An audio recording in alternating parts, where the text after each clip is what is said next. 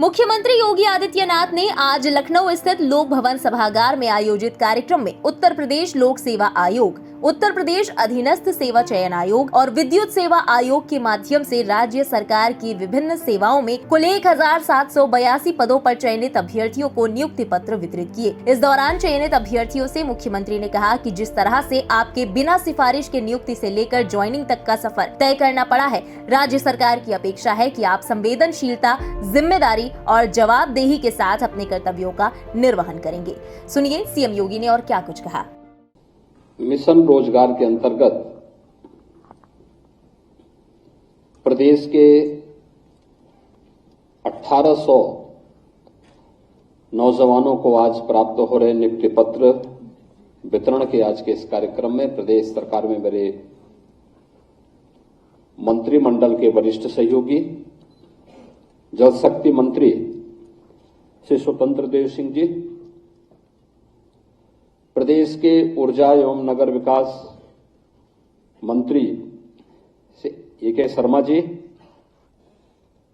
प्रदेश के आयुष मंत्री श्री दयाशंकर मिश्र दयालु जी, प्रदेश के चिकित्सा, शिक्षा एवं स्वास्थ्य मंत्री श्री मयंकेश्वर शरण सिंह जी, प्रदेश के जल शक्ति राज्य मंत्री श्री दिनेश खटीक जी, जल शक्ति राज्य मंत्री श्री रामकेश निषाद जी, अपर मुख्य सचिव ऊर्जा श्री महेश कुमार गुप्ता जी, अपर मुख्य सचिव नियुक्ति एवं कार्मिक डॉक्टर देवेश चतुर्वेदी जी, प्रदेश के हमारे सभी वरिष्ठ प्रशासनिक अधिकारीगण, नवचयनित प्रदेश के हमारे सभी युवा साथियों, आज मुझे प्रसन्नता है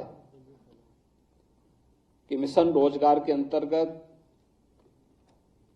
प्रदेश के 1800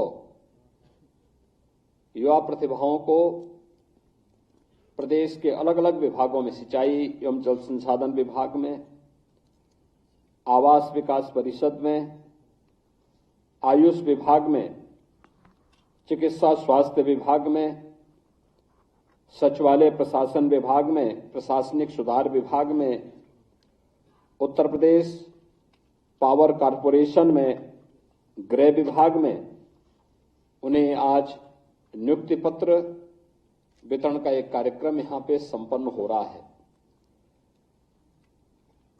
मैं प्रदेश के इन सभी अलग अलग विभागों के लिए चयनित युवा प्रतिभाओं को प्रदेश की सेवा में आने के लिए हृदय से स्वागत करता हूं और उनके परिवारजनों को और उन्हें हृदय से बधाई देता हूं।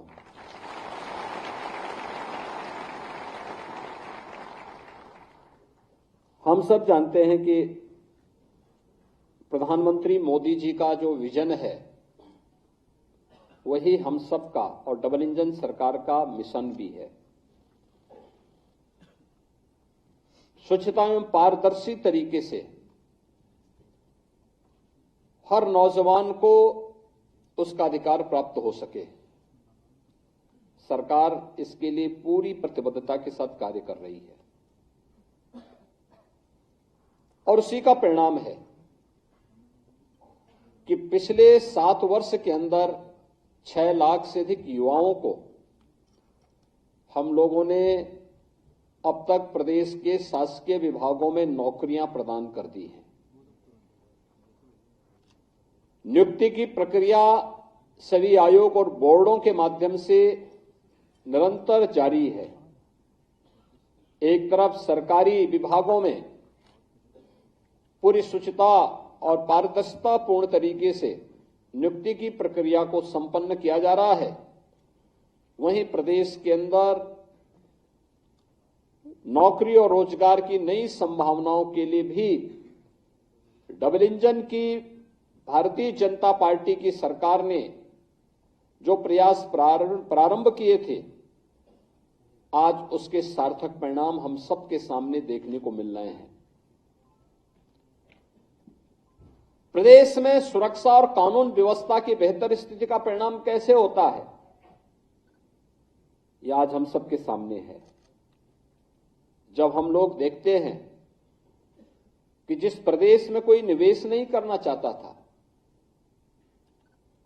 उस प्रदेश में देश भी और दुनिया भी आज निवेश करने के लिए आ रही है। आपने अभी पिछले दिनों देखा होगा, गत सप्ताह ही प्रधानमंत्री जी ने 10,24,000 करोड़ रुपए के निवेश के प्रस्तावों को जमीनी धरातल पर उतारा था, यानी उनका शिलान्यास का कार्यक्रम संपन्न हुआ। ये 10,24,000 करोड़ रुपए के निवेश के प्रस्ताव का जमीनी धरातल पर उतरने का मतलब आप जानते हैं? 34 लाख से अधिक नौजवानों को सीधे सीधे नौकरी।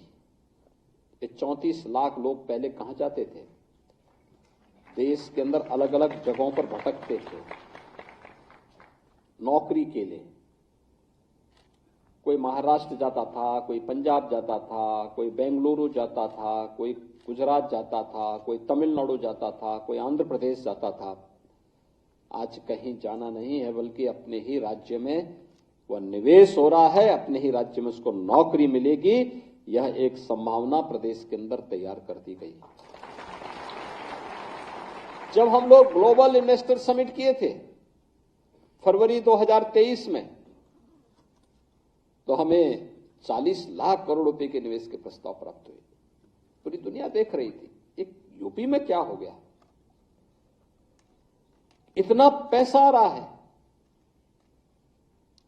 थोड़ी भी शासन प्रशासन की कार्य पद्धति बदल जाए, ईमानदारी पूर्ण तरीके से वो कार्य करना प्रारंभ कर दे, तो कैसा सर्वांगीण विकास के रास्ते खुलते हैं। निवेश आ रहा है, इंफ्रास्ट्रक्चर। आज के दिन पर उत्तर प्रदेश में जितना कनेक्टिविटी के लिए 4 लेन की कनेक्टिविटी हो, एक्सप्रेस हाईवे का हो, रेलवे का हो, एयर कनेक्टिविटी का हो, वाटरवे का हो, जितना बेहतर कार्य यूपी के अंदर हो रहा है, अन्यत्र देखना कठिन है। इस इंफ्रास्ट्रक्चर का लाभ भी उत्तर प्रदेश के अंदर मिल रहा है। गांव गांव में विद्युतीकरण का कार्य हो रहा है, नए सब स्टेशन लग रहे हैं, नए जनरेशन प्लांट लग रहे हैं, विद्युत की अधिक से अधिक आपूर्ति देने की कार्रवाई हो रही है, नए नए तरीके से लोगों के जीवन में परिवर्तन लाने के कार्य हो रहे हैं। ये सभी कार्य समयबद्ध तरीके से आगे बढ़ाने का कार्य हो रहा है। इंफ्रास्ट्रक्चर के साथ साथ सरकार ने तकनीक का उपयोग करते हुए बेहतर व्यवस्था प्रदेश के अंदर तैयार की, खासतौर पर गरीब कल्याण के क्षेत्र में थी। पहले लोगों को सुविधा नहीं मिल पाती थी। पिछले 7 वर्ष में डबल इंजन सरकार आने का परिणाम किस रूप में लोगों को प्राप्त हुआ? बिना भेदभाव के लगभग 56 लाख गरीबों को एक एक मकान मिल गया। अनुमान करिए, पहले 1 मकान 2 मकान नहीं मिल पाता, 56 लाख लोगों को डबल इंजन सरकार ने मकान उपलब्ध करवा दिया। 23 लाख हेक्टेयर भूमि में अतिरिक्त सिंचाई की सुविधा दे दी।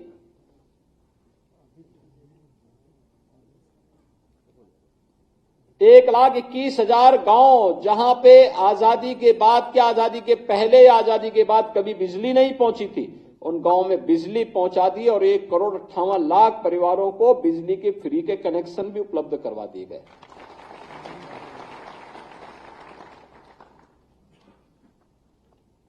गांव गांव में न्याय पंचायत स्तर पर, ब्लॉक स्तर पर हेल्थ एंड वेलनेस सेंटर बनाए जा रहे हैं। जिस उत्तर प्रदेश ने 1947 से लेकर के 2017 तक केवल 12 गवर्नमेंट मेडिकल कॉलेज देखे थे, आज उत्तर प्रदेश सभी 75 जनपदों में मेडिकल कॉलेज बनाने के लिए पूरी प्रतिबद्धता के साथ काम कर रहा है। ये परिवर्तन, यही परिवर्तन। महिला सशक्तिकरण की दिशा में जो प्रयास होने चाहिए थे, उसके सार्थक परिणाम आ रहे हैं। आज उत्तर प्रदेश की हर बहन और बेटी अपने आप को सुरक्षित महसूस करती है। युवा के मन में एक नया उत्साह है। किसान खुशहाल है, हर एक तबके को बिना भेदभाव के शासन की योजना का लाभ प्राप्त हो रहा है। और उन्हीं स्थितियों में उसी शुचितापूर्ण तरीके से नियुक्ति की प्रक्रिया को आगे बढ़ाने के साथ साथ सरकार पूरी प्रतिबद्धता के साथ कार्य कर रही है। हम लोगों ने पहले दिन से संकल्प लिया था कि नियुक्ति की प्रक्रिया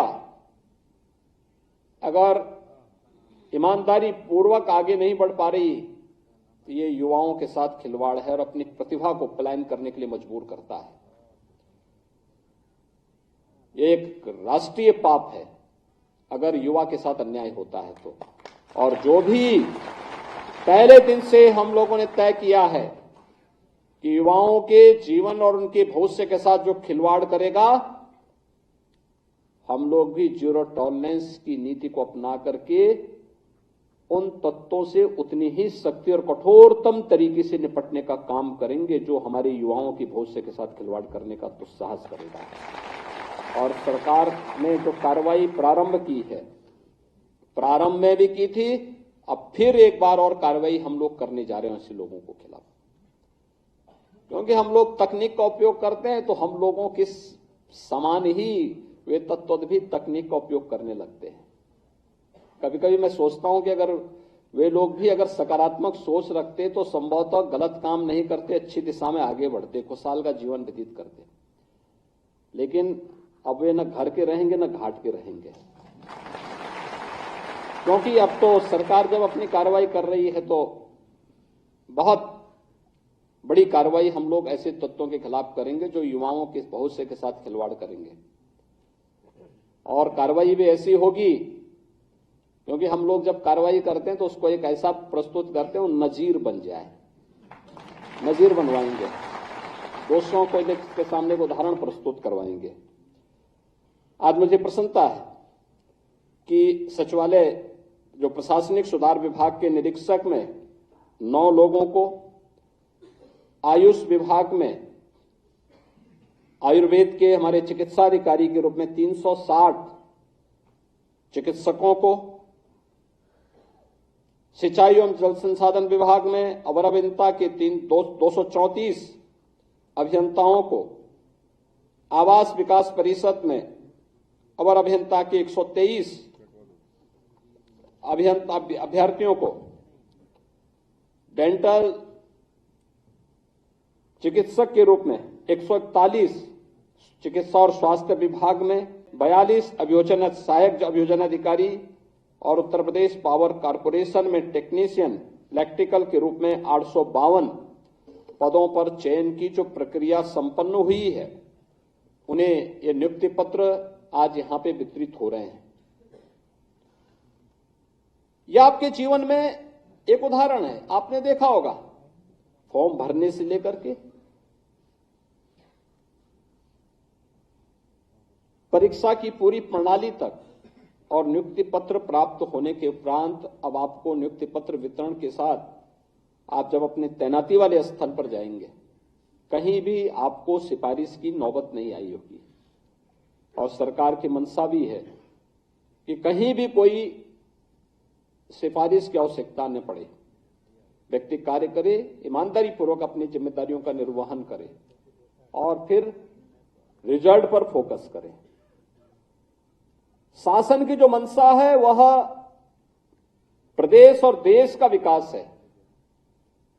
शासन की मंशा है गरीबों के प्रति हम जितने संवेदनशील हों उतनी ही जवाबदेही और जिम्मेदारी के साथ हम अपने कर्तव्यों के साथ का निर्वहन करते हुए राज्य को प्रधानमंत्री जी के संकल्पों के अनुरूप विकसित भारत की परिकल्पना को साकार करने के लिए एक विकसित उत्तर प्रदेश बनाने की दिशा में हम सबको प्रयास करना होगा।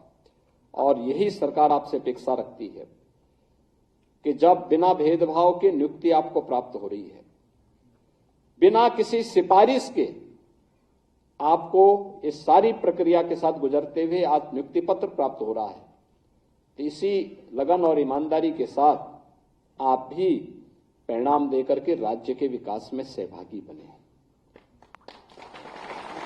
विकसित भारत की परिकल्पना को साकार करने के लिए विकसित उत्तर प्रदेश बनाना पड़ेगा। और विकसित उत्तर प्रदेश केवल शासन में बैठे हुए लोग नहीं तैयार करेंगे। हर व्यक्ति को अपने अपने नागरिक कर्तव्यों के साथ जुड़ना पड़ेगा। हर व्यक्ति अपने कर्तव्यों के साथ जब जुड़ेगा, उसके परिणाम भी हम सबके सामने उसी रूप में आएंगे। और यह हम सबको ध्यान में रखकर काम करना होगा। आप ईमानदारी के साथ समय पे अपने कार्यालय जाना, पूरे समय तक वहां रह करके जिम्मेदारियों का निर्वहन करना, फाइल कोई डंप नहीं पड़ी रहनी चाहिए। अगर आप प्रतिदिन के कार्य को समय पूर्व उसको वहां पे संपन्न करके आगे बढ़ेंगे तो आपके पास जानकारी, विभागीय जानकारी भी होगी, आपका उससे विभागीय जानकारी से नॉलेज भी होगा, अलग अलग क्षेत्र में जाने के बारे में वहां की जानकारियां भी मिलेंगी और साथ साथ अपने कार्य से संतुष्टि भी होगी। अक्सर होता है जब व्यक्ति के पास कार्य लगातार ढेर जमता है और समय पे उसका निस्तारण नहीं कर पाता है, तो वही बाद में फिर उसको ये बना देता है कि साहब कैसे करूं, फिर वह धीरे धीरे करके ट्रैक से उतर जाता है और फिर वहीं से जिस एक व्यक्ति को अपने कैरियर में 30-35 वर्ष तक अपनी सेवाएं देनी है और एक बहुत अच्छे कैरियर के साथ जो व्यक्ति आगे बढ़ सकता है, और समय ही उस व्यक्ति को सर्विस से बाहर होना पड़ता है। सरकार की अनुशासनात्मक कार्रवाई का सामना करने के लिए उसको मजबूर होना पड़ता है, फिर नौकरी से हाथ धोना पड़ता है। आज आपको नियुक्ति पत्र प्राप्त हो रहा है, आप अपने माता पिता, अपने अभिभावकों और अपने परिवार के, अपने उन सभी मित्रों और शुभचिंतकों की भावनाओं के अनुरूप आज आप नियुक्ति पत्र प्राप्त कर रहे हैं। आपकी भी मिशन यही होना चाहिए कि अब मुझे नियुक्ति पत्र प्राप्त हो गया है, आपने एक पड़ाव पूरा किया। ये मंजिल नहीं है आपकी, ये तो एक पड़ाव पूरा किया, जीवन का एक पड़ाव। आपका लक्ष्य था कि मैं अच्छी पढ़ाई करने के बाद एक पद पर जाऊं, मुझे पैर रखने की एक जगह मिले और वहां पर अब आपको सर्वश्रेष्ठ प्रदर्शन करने के लिए अपने आप को तैयार करना हो। जितना अच्छा आप मेहनत कर सकते हैं, जितना परिश्रम कर सकते हैं, और ये पहले 10 वर्ष के अंदर आप याद करना, पहले 10 वर्ष के अंदर जितनी मेहनत आप कर पाएंगे, उस विभाग की हर अच्छाई के बारे में, उसके प्रदर्शन के बारे में और उसके भविष्य के एक रोड मैप को भी प्रस्तुत करने का आपके पास एक खाका आपके सामने होगा। और जब भी इस विभाग में उच्चतम पदों की ओर आप जाएंगे तो आपको अपने बॉस के सामने या विभाग के सामने कभी भी आपको फिर अपने को कमजोर साबित करने की स्थिति नहीं आएगी। कमजोर नहीं पाएंगे आप अपने आप को, क्योंकि आप तो अपडेट हैं इन सब कार्यों के प्रति। और मुझे लगता है कि वह पहले दिन से आपको करना पड़ेगा, जवाबदेही के साथ, पूरी ईमानदारी पूर्वक अपने कर्तव्यों के निर्वहन के साथ आप आगे बढ़ेंगे। अलग अलग फील्ड से जुड़े हुए आप लोग हैं, कोई डॉक्टर है, कोई आयुष का डॉक्टर है, कोई अभियंता है, कोई टेक्नीशियन के रूप में काम कर रहा है, कोई किसी अन्य फील्ड में काम कर रहा है, किसी को सचिवालय प्रशासन में अपनी जिम्मेदारियों का निर्वहन करना है। अलग अलग दायित्व का निर्वहन करने के लिए आपको सभी को मिलकर के इस अभियान के साथ आगे बढ़ना ही पड़ेगा। और मुझे लगता है कि यह आपके जीवन में आत्मिक संतुष्टि का कारण भी बनेगा और आपको आगे बढ़ाने में एक निर्णायक भूमिका का निर्वहन भी करेगा। आज के इस अवसर पर मैं एक बार फिर से, जो पिछले हम लोगों ने अलग अलग समय में इस प्रकार के नियुक्ति पत्र के वितरण के कार्यक्रम किए, मुझे प्रसन्नता है कि हम लोगों ने यहाँ पे जल संसाधन विभाग के ही 1438 अभियंताओं को, नियुक्त जूनियर इंजीनियर को हम लोगों ने यहाँ पे उत्तर प्रदेश लोक सेवा के द्वारा चयनित थे, उनको भी नियुक्ति पत्र यहीं पे जारी किया। प्रवक्ता और सहायक अध्यापक के माध्यमिक शिक्षा के थे 436 को, इनको 2021 में हम लोगों ने नियुक्ति पत्र प्रदान किया। 271 खंड शिक्षा अधिकारियों को भी हम लोगों ने यहां पर नियुक्ति पत्र जारी किए। 49 उप जिलाधिकारियों को, 110 नायब तहसीलदारों को, 31,277 सहायक अध्यापक बेसिक शिक्षा को, 1160 इसमें डिप्टी कलेक्टर थे, बीएसए थे, वरिष्ठ प्रवक्ता थे, समीक्षाधिकारी थे, गन्ना पर्यवेक्षक थे, गन्ना विकास निरीक्षक थे, 267 नायब तहसीलदार और प्रवक्ता की भी नियुक्ति की प्रक्रिया संपन्न हुई। और इसी प्रकार से 22 में भी 332 आबकारी कांस्टेबल का, 1354 स्टाफ नर्स का, 431 वरिष्ठ प्राविधिक सहायक कृषि सेवा से जुड़े हुए थे, 9055 सब इंस्पेक्टर को हम तैनाती इससे पहले दे चुके हैं। 496 उत्तर प्रदेश लोक सेवा द्वारा आयोजित जो पीसीएस के 9 चयनित अधिकारी थे उनको, 795 विभिन्न विभागों में 9 चयनित अधिकारी और कर्मचारी थे उनको, 7182 एएनएम को भी नियुक्ति पत्र हम इससे पहले यहां भी प्रदान कर चुके हैं। उप निरीक्षक, सहायक उप निरीक्षक के भी 1148 को हम लोगों ने यहां पे नियुक्ति पत्र दिया। 277 आरक्षी जो कुशल खिलाड़ी थे, यानी उत्तर प्रदेश ने अपने खिलाड़ियों को भी नियुक्ति पत्र देना प्रारंभ किया है। अभी आपने देखा होगा एशियन गेम में और ओलंपिक में जिन्होंने उत्तर प्रदेश के खिलाड़ियों ने गोल्ड मेडल जीते थे, उन्हें हमने सीधे डिप्टी एसपी बनाया। 500 खिलाड़ियों को जिन्होंने इंटरनेशनल और नेशनल गेम्स में मेडल प्राप्त किए थे, उन्हें भी हम लोगों ने प्रदेश की शासकीय सेवा में अलग अलग दायित्वों को देकर के उन्हें शासकीय सेवा में लिया है। ऐसे इसमें 277 पुलिस सेवा में लिए गए थे, 510 समीक्षाधिकारी और समीक्षाधिकारी के वरिष्ठ सहायक के रूप में भी लिए थे। 2023 में 400 ऐसे समीक्षाधिकारियों का चयन किया गया। 1573 एएनएम इनको भी चयन किया गया। फिर 233 कुशल खिलाड़ी कोटि के अंतर्गत चयनित उत्तर प्रदेश भर्ती बोर्ड में भी हम लोगों ने इनको लिया। 240 कनिक सहायक को, 393 होम्योपैथिक फार्मासिस्ट को और 242 सहायक बोरिंग टेक्नीशियन नमामि गंगे परियोजना के अंतर्गत इन्हें लिया गया। 2468 सहायक आचार्य, स्टाफ नर्स, आयुष चिकित्सक का भी चयन किया गया। यानी कुल मिलाकर के हमने पिछले 1-1.5 वर्ष के अंदर 62,000 से अधिक ये सरकारी नियुक्ति फिर से उत्तर प्रदेश के युवाओं को प्रदान किया है। आज के इस अवसर पर जो 1800 अलग अलग विभागों से जुड़े हुए प्रदेश के हमारे युवा प्रतिभा हैं, जिन्हें आज नियुक्ति पत्र प्रदान किया जा रहा है, इन सबको मैं एक बार फिर से हृदय से बधाई देता हूं और विश्वास व्यक्त करता हूं कि आप सब बेहतर प्रदर्शन करके अपने आप को साबित करेंगे। आप सबके प्रति, आपके परिवारजनों के प्रति मेरी मंगलमय शुभकामना है। धन्यवाद। जय Hind. Bureau report, India public खबर। इसी के साथ इस खबर में बस इतना ही। देश और दुनिया की बाकी खबरों के लिए बने रहें इंडिया पब्लिक खबर के साथ। हमारे YouTube चैनल को सब्सक्राइब करें और बेल आइकन दबाना बिल्कुल ना भूलें।